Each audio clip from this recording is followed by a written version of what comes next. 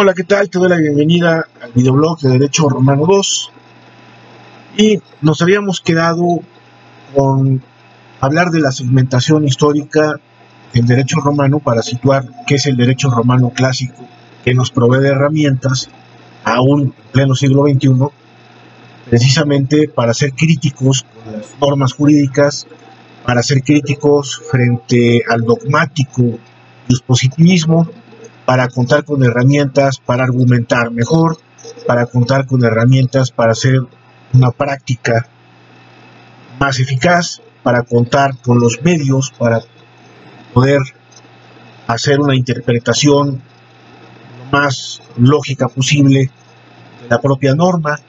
Y también me faltaba agregarlo para contar con un lenguaje jurídico más preciso, vamos a decirlo así, más quirúrgico, porque como bien decía un profesor con toda razón en diciembre pasado, en aquel breve seminario de actualización de Derecho Romano 2, que Derecho Romano es prácticamente como la anatomía en medicina.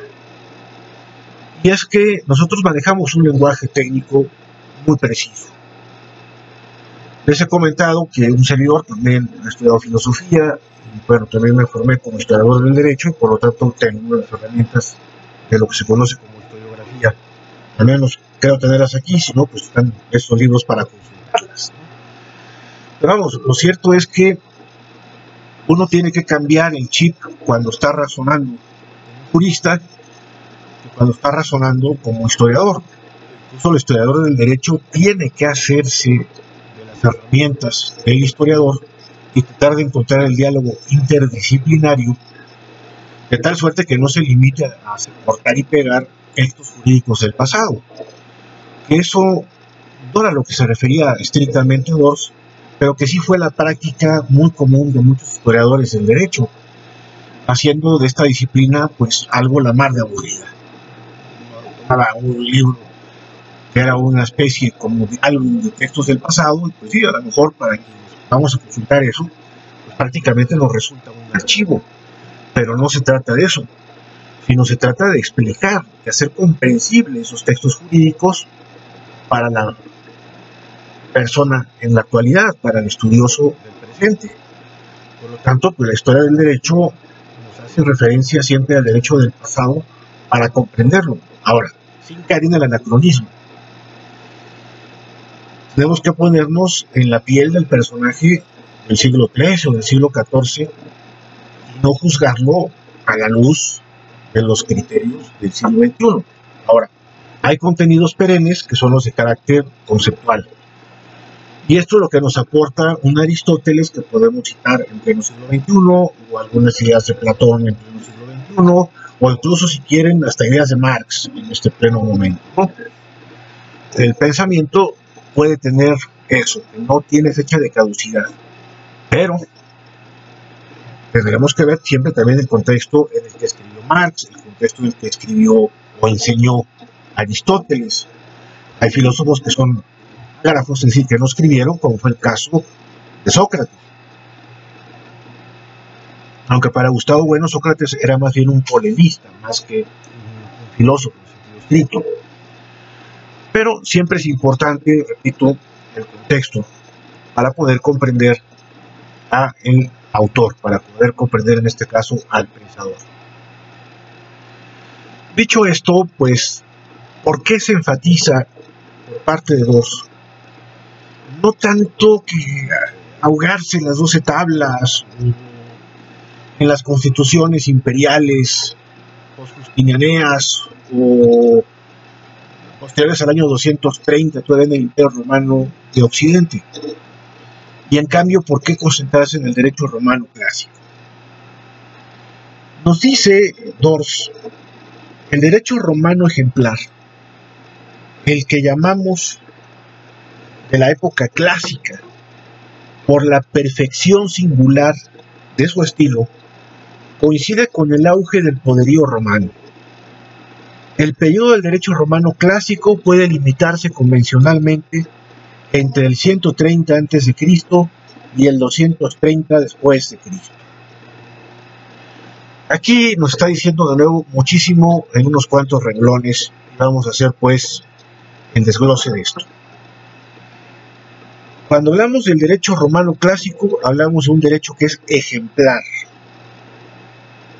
Y es ejemplar por la perfección singular de su estilo. Repito, el derecho romano clásico se llama así porque es ejemplar. Es algo que es digno de ser emulado, es algo que es digno de ser imitado. Y esto es por su perfección singular de estilo. En la historia de la música, por ejemplo, no sería explicable un Beethoven sin remitirnos a Haydn, que es el que le da la estructura a la sinfonía. Beethoven sublima aquello con 9 sinfonías extraordinarias. En lo personal, a mí la que me parece más asombrosa es la octava, que no suele contar con tanta difusión como la novena, que llega un momento en que llega a hartar. En el caso de la novena, lo que me gusta mucho es el tercer movimiento. Ya el cuarto, que es como está la coral, pues a fuerza de escucharse tantas veces llega a cansar. Pero la octava es impresionante. La propia tercera, conocida como Sinfonía Heroica, es admirable por muchos motivos. La quinta me gustaba mucho de niño.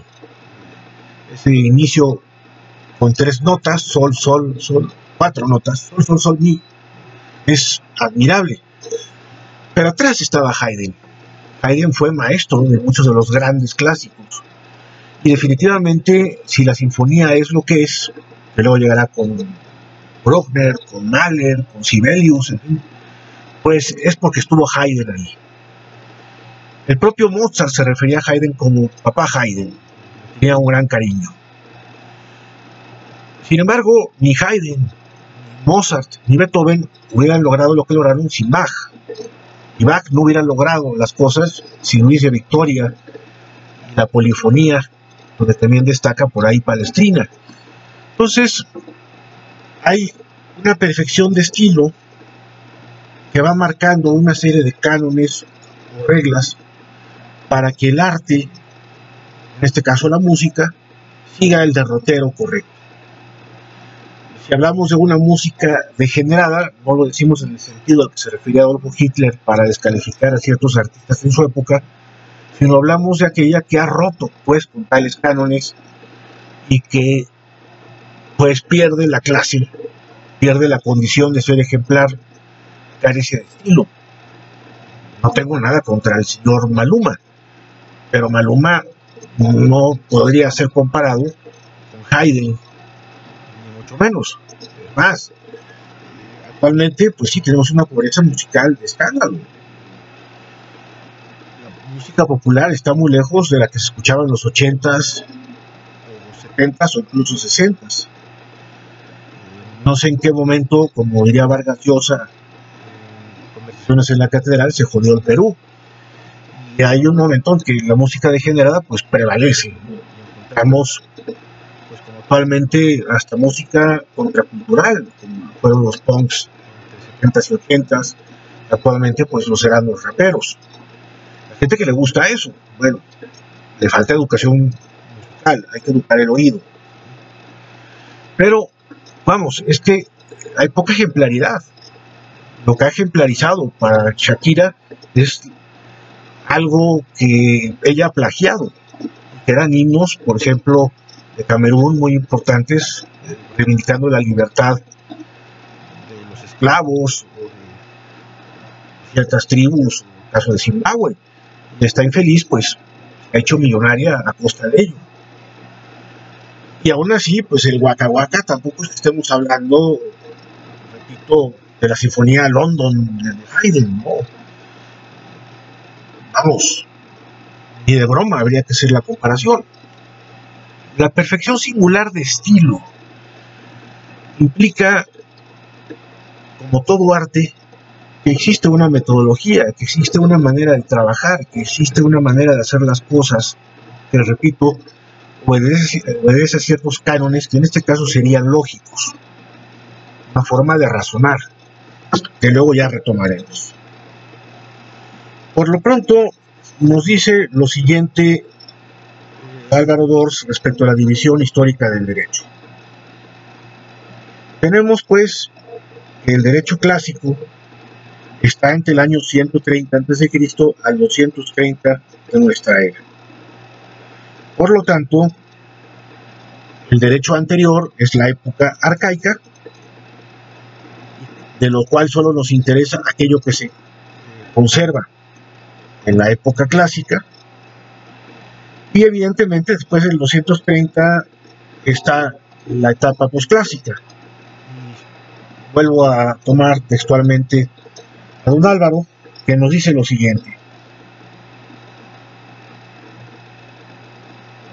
Vaya que hace calorcito, ¿no? Bueno, el de la época posclásica tiene interés por cuanto presenta un proceso de revitalización de un derecho decadente por obra de la legislación imperial cristiana, y muy especialmente por la compilación de Justiniano en el siglo VI, el Corpus Juris. Es decir, de alguna manera el cristianismo, nos dice Dors, ya en el momento en el que estaba en su apogeo el derecho romano vulgar, pues tuvo una cierta revitalización. Hubo pues que matizar los efectos jurídicos de muchas de las soluciones que se conservaban. Y en su caso, la recopilación justiniana pues obligó a muchos juristas a tener que analizar la jurisprudencia romana clásica, en particular profundizar en lo que se contenía, en su caso, para la conformación de aquellos 50 libros que es el Digesto. Aquí nos dice algo muy interesante Dors, en torno a que la propia etapa clásica tiene división, es decir, hay subetapas, y vamos a ello. El largo periodo del derecho romano clásico, del 130 a.C. al 230 de nuestra era, debe dividirse en 3 etapas, a saber, primera etapa clásica, del 130 al 30 a.C., etapa clásica alta o central, del 30 a.C. al 130 después de Cristo, este es el apogeo evidentemente, y la etapa clásica tardía, del 130 al 230 después de Cristo. Voy a repetir este párrafo. El largo periodo del derecho clásico, del 130 a.C. al 230 después de Cristo, debe dividirse en 3 etapas, a saber, primera etapa clásica, del 130 al 30 a.C., etapa clásica alta o central, del 30 a.C. al 130 después de Cristo, etapa clásica tardía, del 130 al 230 después de Cristo. Y aquí ya en estos párrafos de letra pequeña nos dice Dors lo siguiente, una explicación de por qué la decisión científica de dividir estas etapas. Nos dice lo siguiente: se toma convencionalmente, para facilidad mnemotécnica, es decir, de memorización, la decena 30 para señalar las etapas del derecho romano, pero sin apartarnos mucho de la realidad histórica, pues en torno a esas fechas coinciden hechos que permiten hablar de cambios importantes. El año 30 después de Cristo es el año central de la redención. Hacia el año 30 a.C. coinciden 3 hechos decisivos: la generalización definitiva del procedimiento per fórmulas, la tecnificación doctrinal de la jurisprudencia y el tránsito de la forma política republicana al principado, con Augusto. Hacia el año 130 después de Cristo, a su vez, la promoción del procedimiento de la cognición oficial, que será otra forma de litigar respecto del procedimiento per fórmulas. Continuamos con esto. Comenzará la burocratización de la jurisprudencia, el triunfo de la administración técnica, la codificación del edicto, el comienzo de los rescripta y la conversión de los senatus consulta en fuentes del ius. Las monedas de Adriano aluden con frecuencia a la justitia. Bueno, aquí nos va hablando cuáles son los criterios por los cuales se van dividiendo las etapas. Aquí me distraje un poco porque cayó Kelsen, el perro, en mis pies. Kelsen, Kelsen. Bueno, no, ya se los presento. Es un poco tímido. Les decía entonces, el año 30 es el año central de la redención. Hacia el año 30 coinciden tres hechos decisivos, y estos hay que tenerlos muy presentes. La generalización definitiva del procedimiento per fórmulas, la tecnificación doctrinal de la jurisprudencia y el tránsito de la forma política republicana al principado. Es decir, hay tres condiciones que llevaron al apogeo del periodo romano clásico: el procedimiento formulario, la tecnificación de la jurisprudencia y el cambio de régimen de la República Romana a el régimen que va a ser un principado que conoceremos en la historiografía como Imperio Romano. Estos tres elementos son cruciales, pues, para que el derecho romano contase con esa perfección técnica que nosotros ya hemos comentado el curso pasado. Implica una lógica abocada a la solución de casos concretos, a la solución de lo casuístico. Vamos a ver. Yo les he hablado en clase acerca de la tópica jurídica, una obra que presentó Fiebig en los años 50. Aquí está el pequeño libro, no es que ahora tengo la luz en contra, pero era la portada. Theodor Fiebig, Tópica y Jurisprudencia. Lo que tengo es la edición de Thomson con Civitas irían los españoles. Es una traducción de Luis Díez Picasso, Tópica y Jurisprudencia. Este es un libro pequeñito, pero de una densidad tremenda.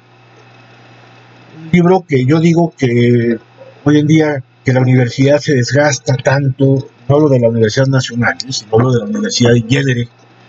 Afortunadamente la Universidad Nacional tiene centros de investigación, que espero que en este momento, sobre todo los médicos, estén muy abocados para tratar de resolver este gravísimo problema de COVID-19 y que podamos encontrar salud y libertad, porque, hombre, les digo, aquí hay bastantes libros para entretenerse y también tengo una buena biblioteca. YouTube me fascina para estar al tanto de todo. Con esto sigo muchos canales del extranjero y voy viendo cómo van sufriendo esta crisis en otros países. Y a su vez, pues también, ¿por qué no? Por Messenger o por grupos de WhatsApp, estar en contacto con muchísimos amigos. Y de esta manera, pues estar al pendiente de todos, así como también que sepan por ahí que vivo todavía, ¿no? Que este encierro, que él se no me ha comido o yo no me lo he comido a él.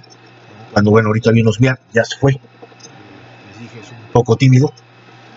Quizá el derecho civil clásico no es lo que a él la traiga, máximo con el nombre que le puse al pobre, ¿no? Pero bueno. Entonces, tenemos que hablar un poco, y aquí voy a hacer una divagación referente al hilo conductor que hemos seguido, que es la doctrina de Álvaro d'Ors, de la técnica de los juristas romanos. Y para ello acudiremos a otro autor que tuvo el mismo peso en la doctrina de la romanística española, que es el caso de Juan Iglesias. De hecho, otros profesores tomarán el manual de Juan Iglesias como libro de texto y se basarán de lleno en sus obras para la enseñanza del derecho. Hay metodologías que difieren, vamos, de manera un tanto cuanto accidental, no lo sustancial, pero sí hay muchas cosas que están en las antípodas. El libro de d'Ors, de Derecho Privado Romano, pues es un libro único, donde él buscaba que el alumno se concentrase, el estudioso tuviese que profundizar en esos párrafos densos para la comprensión del derecho, mientras que Iglesias es un poco más didáctico y un poco más apegado al esquema mental del derecho actual.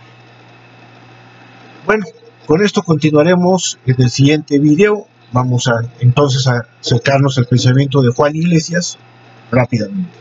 Por lo pronto, pues les deseo mucha salud y tranquilidad. Hasta luego.